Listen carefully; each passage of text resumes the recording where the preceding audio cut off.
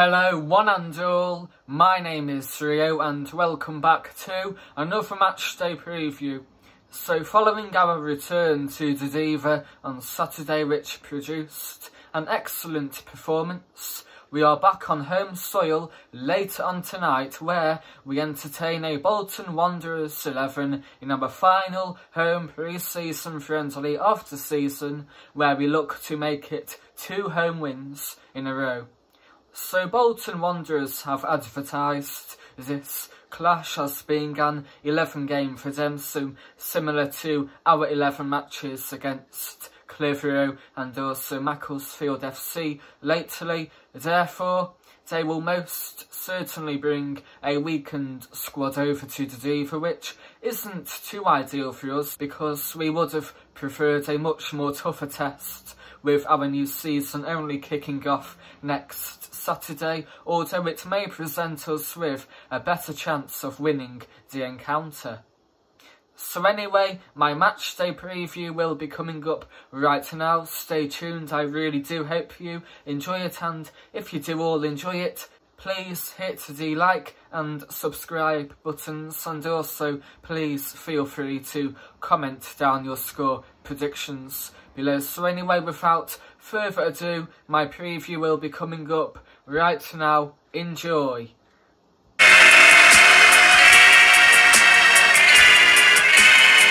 I can see tonight's encounter being a similar clash to Saturday, as fellow Sky Bet League One side Fleetwood Town also brought a weakened side down to the Diva, so I do expect it to be a similar scenario later on today. So anyway, our last match was, of course, on Saturday, where we won 3-0 at home against Fleetwood Town in what was a much better performance than a week ago on Tuesday, where we fell to a 4-3 away defeat at Trafford. So the opening half was relatively even because we began the clash in fine fettle by playing some splendid stuff. However, for the second part of the half, the Cod Army grew in confidence by making us work. It only took us about 6 minutes to take the lead because Anthony Dudley blasted home into the far corner to make it 1-0 to us. No further goals came in the opening 45, although we arguably did deserve to be in front at half-time because we did defend superbly. Meanwhile, our showing in the second period was even better because we played some liquid stuff at times, with our influx of substitutes helping us along the way. James Hardy had the ball in the back of the net for us early on, but sadly his finish was disallowed due to a foul on an opposing player beforehand. Just 10 minutes into the half, James Hardy made amends to make it 2-0 to us, with a clinical finish because he slotted home following great play by Anthony Dudley, who sweated the ball over to him. We netted another disallowed goal soon after because Jude Oyibo's tap-in was unfortunately chalked off due to George Waring being involved in a melee early on. Into the final 20 minutes of the game, Jude Oyibo was another player who made amends for an earlier goal, which was disallowed because he made it 3-0 to us with a sublime solo goal because he dribbled past numerous Fleetwood players before curling into the far corner. So in the end, we saw the game out to earn a much needed win and also a clean sheet to seal the deal.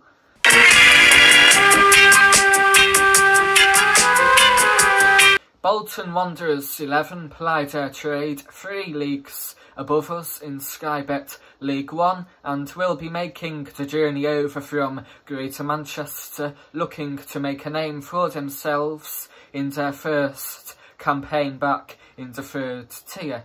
The Trotters bounced straight back up from their relegation from League One 2 seasons ago because they secured an automatic promotion from Sky Bet League 2 last campaign, which is huge testament to Ian Everett, who, having arrived from Barrow last summer following a stint in non-league where he won another promotion, he did have a rather tough start to life at the University of Bolton Stadium. However, Everett recovered from a difficult start to guide our opponents to a well-deserved promotion, with Bolton going 14 matches unbeaten at one stage. Therefore, the Lancashire outfit will be looking to push on in League One as their dream recovery back to the Premier League does continue to take shape.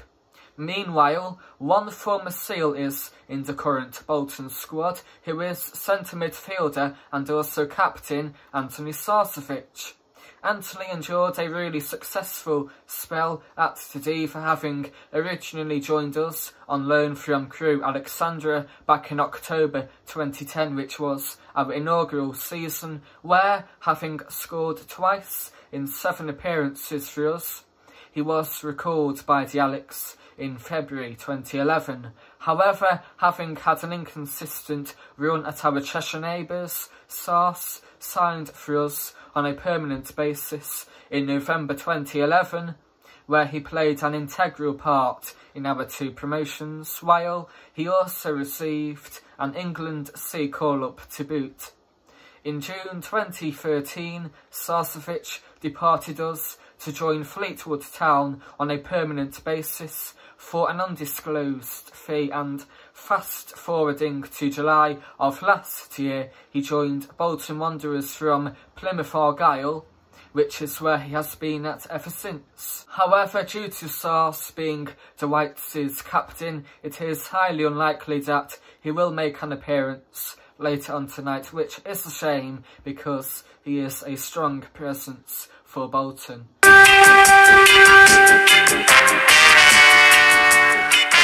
Here is our record against Bolton Wanderers, which is rather decent given the gap in the pyramid between both sides. So our record is, we have only played the Trotters once, so we have 1-0, drew 1 and also lost 0, which isn't too bad really. So our only meeting with the Trotters since our reformation, because when we were known as Chester City or even the old Chester FC up until 1980, we of course played Bolton loads of times in the old 3rd division, but since our reformation we have only played once, which was back on Monday, July the 29th, 2013, in a pre-season friendly, which was a 0-0 home draw against a Bolton Wanderers 11. So that was before our 4th campaign, which was on the back of our 3 consecutive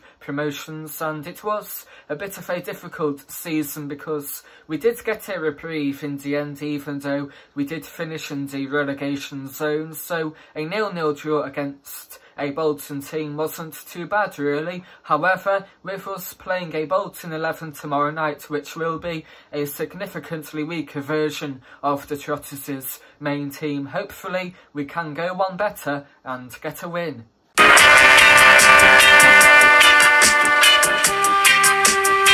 Our last match was on Saturday, where we won 3-0 at home against Fleetwood Town in what was a really encouraging performance, because even though we did play basically a Fleetwood development side, we still played really well for the entirety of the encounter, because going forwards we did play some beautiful stuff on both flanks, while in defence we were really assured defensively to keep a well-earned clean sheet, which was much better than our recent away games, where we have thrown up a few too many howlers. So hopefully Louis Gray and co will keep it up now, and hopefully they will never repeat any really bad mistakes ever again.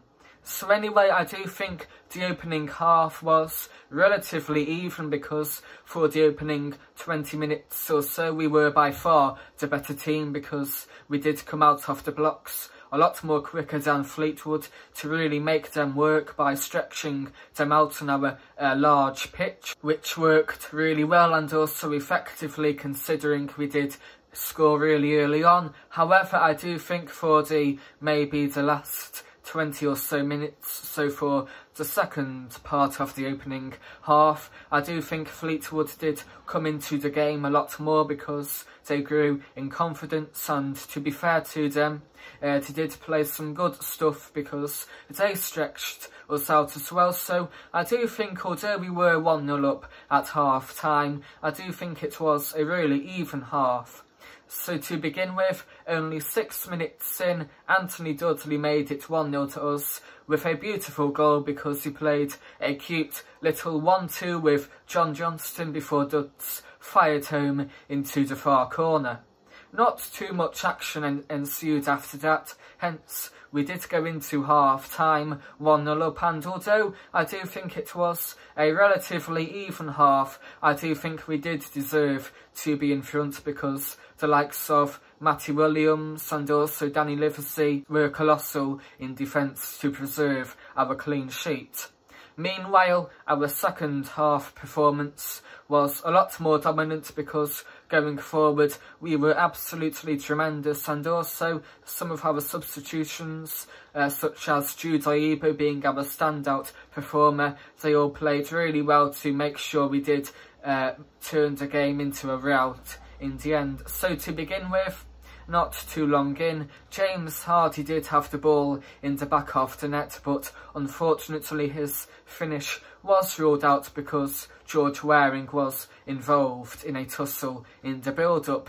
However, James Hardy did make amends to make it 2-0 to us with really good goal because Anthony Dudley squared the ball to James to slot home to make it 2-0, with Duds getting an assist to his name to match his earlier goal really early on.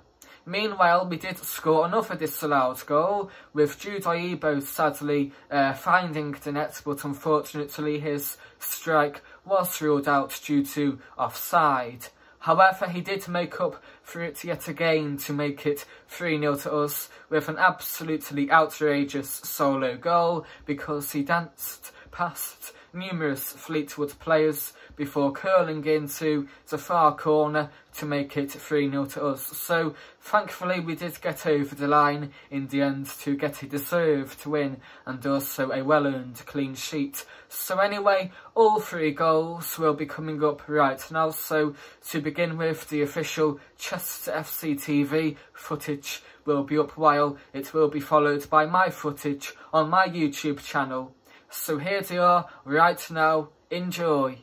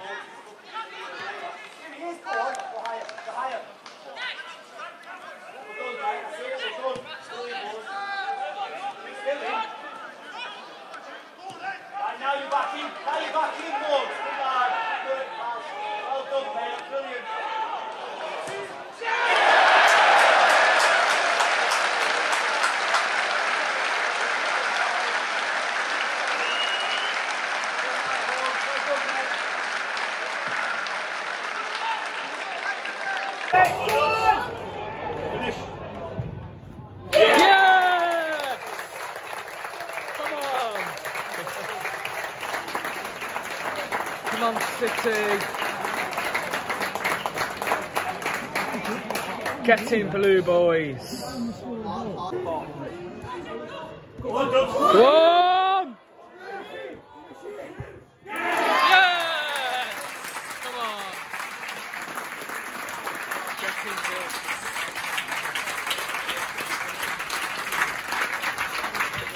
Come on, Sims.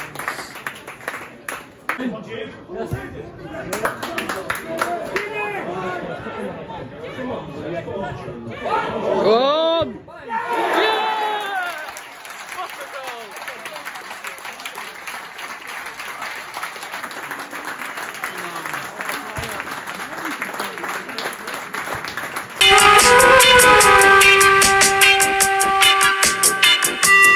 Here is our form guide, which is really promising because we have played 5, won 4, drew 0 and lost once, which is really pleasing, so hopefully we can keep it going tomorrow. So anyway, to begin with, our first of our last 5 was a pre-season friendly back on Tuesday, July the 20th, only a couple of weeks ago, which was a comprehensive 5-1 away win at Northwich, Victoria. We followed that win up with another win in Cheshire the following Friday with a 3-0 away win at Macclesfield FC, which was a Chester FC 11. Only 24 hours later, we got our third win in less than a week with a 2-1 away win at Radcliffe, which was a full-strength Chester team, while unfortunately our winning run did come to an end last Tuesday, which was a thrilling 4-3 away defeat at Trafford. Thankfully though, we got back to winning ways on Saturday back on home turf with a 3-0 home win over Fleetwood Town. So hopefully we can make it back-to-back home wins tomorrow, which will be our final home game of pre-season. So hopefully we can end our home campaign on a high.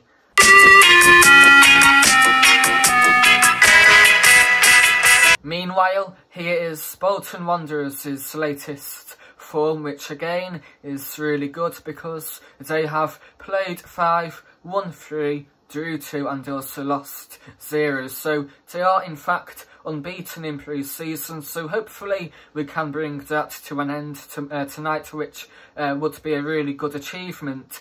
So anyway, to begin with, Bolton's opening game of pre-season was back on Tuesday, July the 13th, which was an emphatic 4-0 away win at Atherton Collieries.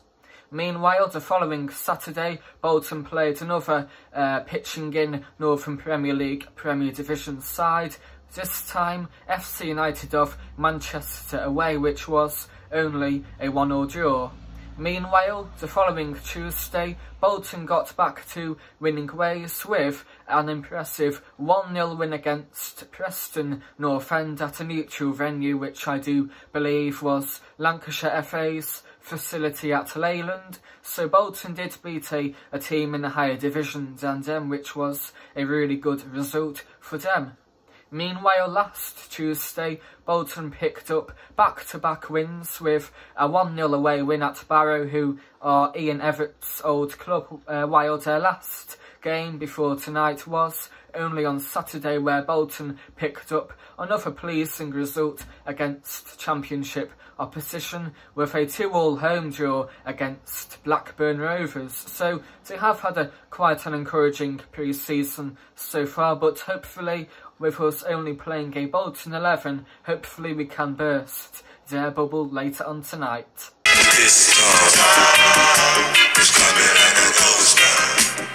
My key Bolton Wanderers 11 player for tonight is centre midfielder Anthony Sarcevic, so although I highly doubt he will feature tonight, I may as well name him anyway because I don't really know too much about Bolton's younger or youth players, so I may as well mention a more well-known name anyway, because Anthony, even though he did play for us so low down the pyramid all those years ago, is actually Bolton's captain, so he is most certainly their key player.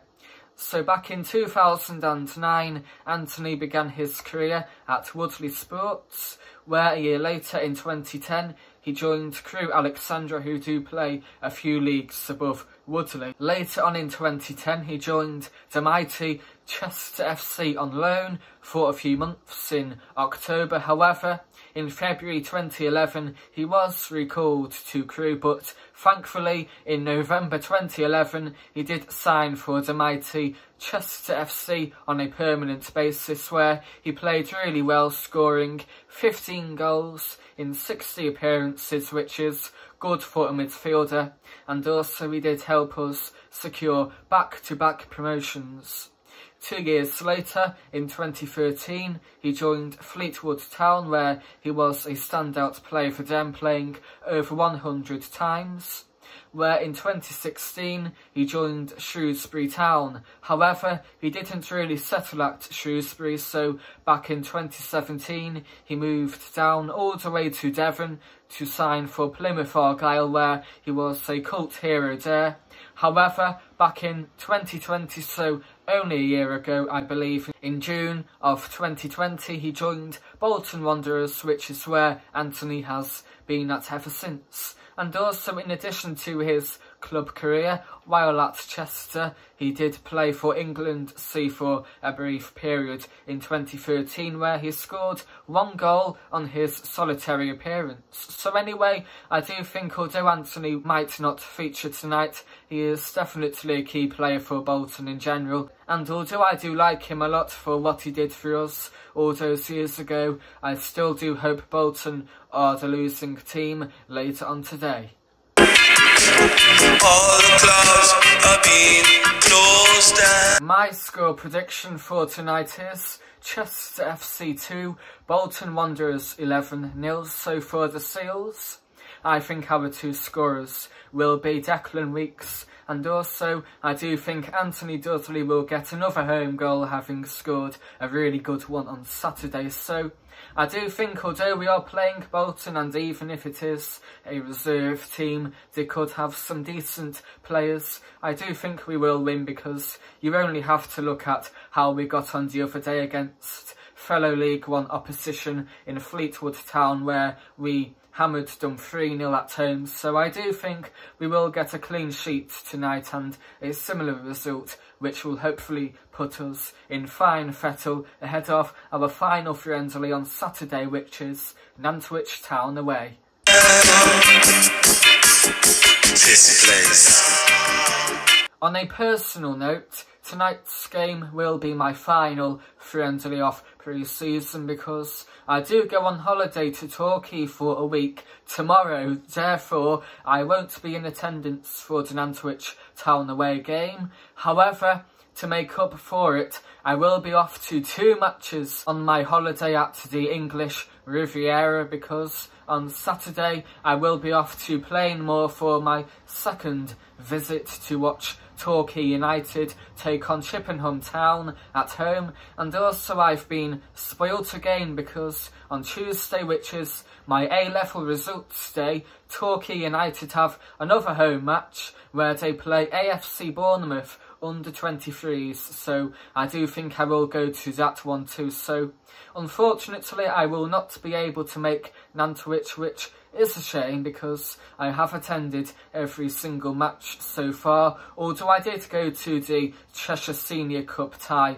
at Nantwich back in 2019, where we got beat 1-0, so I won't really lose too much sleep over it. Hopefully though, we will end our home pre-season campaign on a high tonight, having played really well in all 3 games, so let's hope we will put on a similar show to Saturday to buck the trend. So anyway, of course, I will be going to the game later on today, so look out for a matchday vlog, which will be out really soon. And of course, I do hope you all enjoyed my matchday preview for today. I am sure you did, so please like, subscribe, and also comment down your score predictions below. So anyway, here's to a good night at the Diva. Hopefully we can get another win. Come on you Seals, let's do this.